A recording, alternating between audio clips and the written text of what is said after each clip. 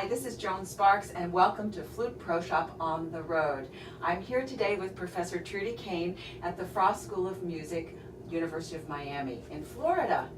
It's great to see you, Trudy. It's nice to have you here. And I'd just like to let you all know that I've known Trudy since the early 1990s when I took lessons with her for several years. I would go to New York from Delaware, and we would have double lessons, and I would leave exhausted. I'm sure. I always wondered about that.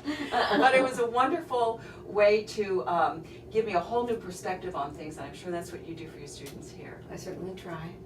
Well, I was interested in preparing for this interview to read a little bit about the history of the University of Miami, and I didn't realize that it was considered by the land developers of the time as a conduit from the United States to Central and Southern America.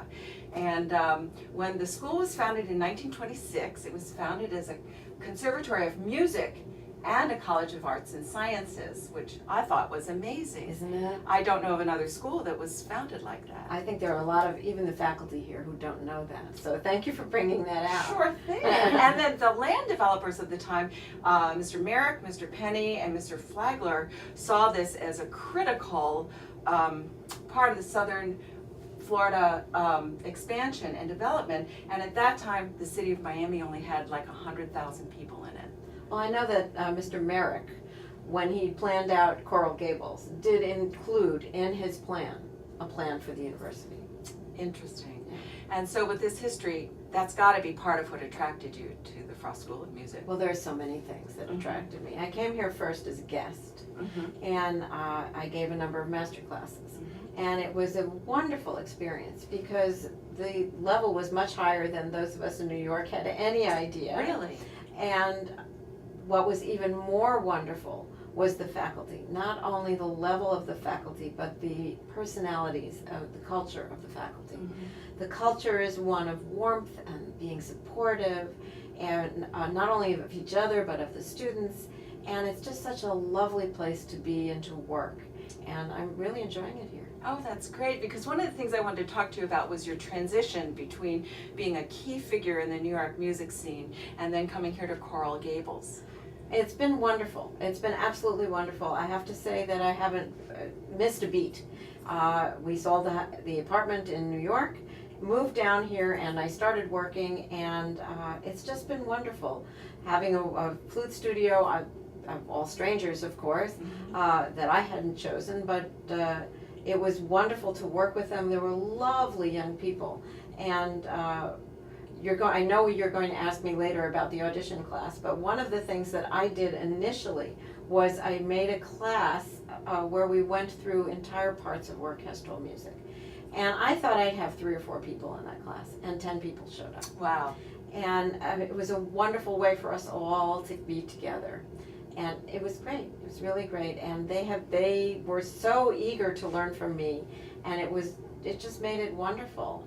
So the audition class was an innovation of yours? The audition class was absolutely my innovation. As I said, I began with that class where we had 10 people and we were going through entire parts of music. Mm-hmm. We did that the first semester. The second semester I realized that it would be better, the students would be better served if we were able to concentrate more. Mm-hmm. So for the next 2 semesters, I had a class with a maximum of 5 people. And we did indeed go through entire parts, but we would spend weeks on them, like Daphnis. And Wow, everyone would learn every part. Mm-hmm. And at that point, a conducting teaching assistant was assigned to me. And so I didn't have to conduct anymore. And I could just sit and listen and make comments and suggestions and whatever. And that was very good. And as good as that was, I began to realize that, unfortunately, the culture of being a professional musician includes taking auditions. Yes, it And does. as much as I wanted them to learn entire parts, they really had to be prepared for auditions. So I then began the audition class. And what I do in the audition class is simply this.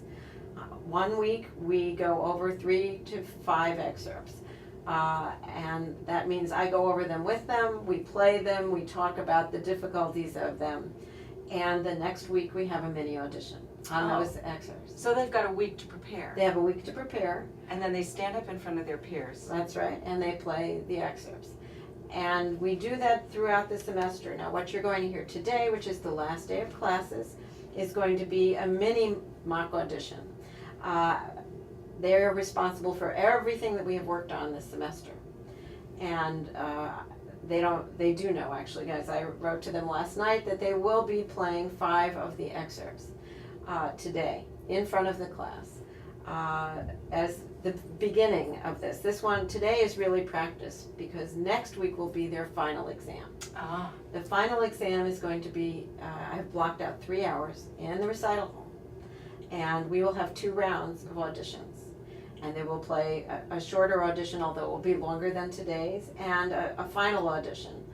I'm not declaring winners, I'm just giving them practice of taking the audition, and the final audition will be a longer audition. And so between these 3, they probably won't be required to perform just about everything we worked on this semester. Which is going to be 20 or 30 excerpts. It's probably closer to 20, but 20, yes, but yeah. that's still like a normal audition list. Yes, there are exactly. typically 20 excerpts on an audition list. Exactly. So this is like real life. Exactly, and you know, I've had students leave here and they go out and they audition for graduate school, and they do really well playing their orchestral excerpts because they know them. Right. And they've been through the process Right. X number of times. Exactly. And they feel like they know what it's like. They know what to expect from themselves. Exactly, and you know, I say it over and over and over again, the only way to practice taking auditions is to take auditions. So although this is not the same as an audition environment, it's still a little safer, it's still practice. Well, and you're not paying airfare and hotel room and all the rest of Right, it. You're right. really getting that kind of practice in school, which is what school's supposed to be. Right, exactly, That's exactly. wonderful. What a Yeah. great opportunity for them. So when you were mentioning earlier that the level of playing was much higher than you expected, Yes. and that you had a studio that you didn't choose. Now when you hear the students that audition for the Frost School of Music, do you hear a similar rise in quality of students, or? Well, certainly the level of students has gone up. The Frost School is getting a very nice reputation, as is my studio. That's So great. we're attracting a lot of wonderful players, and it's a pleasure to hear them. The sad thing is to have to choose between them. Oh, I can't imagine. That's got to be very tough. Yeah. Is there a piece of advice that you would give to students that are going out and getting ready for their undergraduate or graduate auditions? Well, one of the things that I suggest is that they go out and visit schools. And if possible, take lessons and find out with whom they're the most comfortable and where they're the most comfortable. Because not everyone is going to be comfortable in the same environment or with the same teacher. Right. And then if they have to make a recording, I would emphasize over and over and over again that when a recording is listened to, people assume that you've had as many times as you like to redo and redo and redo, and that this is your absolute best. Right. So make sure that it is indeed your best. Right, right. And we were just talking about me doing a little video for my business here, and I did one excerpt 5 times and ended up the first one was actually And there's nothing wrong with that, and that's probably often the case. right, right. You start tweaking and thinking, Right. oh, but yeah. And so as you have been here, occasionally I've heard that you will play in some of the orchestras, opera orchestras, and bring your students in as well. Well, I was, when I got here, they asked me to play in the opera, and I really felt that that was a part of my career that was over. Right. And what I said was, I will be happy to help out if you get stuck.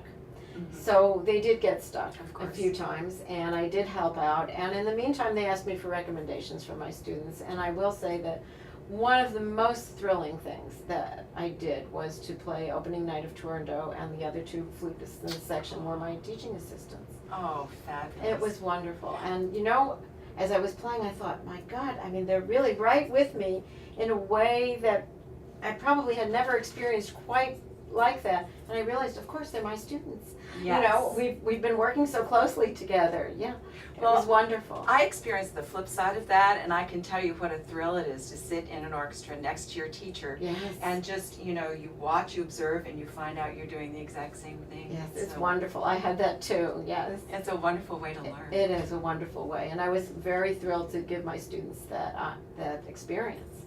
Well, I love in talking to you how centered with the students you are and how dedicated you are to the Frost School of Music, and I'm sure this is such a great experience for everyone that's part of it. Well, thank you. Thank you. So Trudy, it's been great seeing you again this semester, and I guess the next time we'll be together, or I'll get to see you, is at the Florida Flute Association Convention, which is the last weekend in January, which for a northerner like me, what a treat. Oh, yes. Actually, the first time I went there, it was quite cool. Oh, no. But usually it's warm. And I'm so excited to go this year in particular because I'm bringing the flute ensemble, which is made up of all our performance majors. And we're doing an extraordinarily special concert, which we premiered here, which at the time included 4 world premieres. Wow. 5 pieces. 4 of them were written by our own faculty, and one by Irv Monroe, Oh, really? who did come to the concert, and of course he will be at the concert in January, and we will have all our composers there as well. It's a wonderful program, and I hope a lot of people will come. Well, I'm going to make sure I'm there for sure, because I was supposed to be here for the premiere and missed it, so Oh, I will not miss this one. So, this is Joan Sparks with Flute Pro Shop on the Road, and I want to say thank you to our guest Trudy Kane from the Frost School of Music at the University of Miami. Well, thank you so much for coming and joining us here.